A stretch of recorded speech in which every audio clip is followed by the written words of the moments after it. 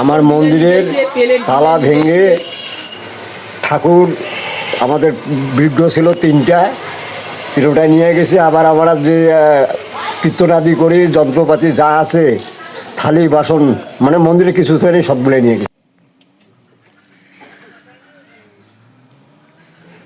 দুইটা বিগ্রহ ছিল আর একটা ছিল যোগন মিলন, তারপরে কাসর ছিল, থালা বাসন যত আছে সব কিছুই নিয়ে গেছে।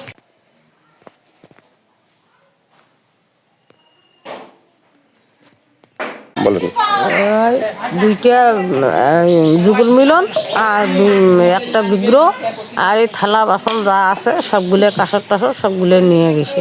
দুইটা বিগ্রহ আদা কৃষ্ণ যুগল মিলন, থালা বাসন কাসর।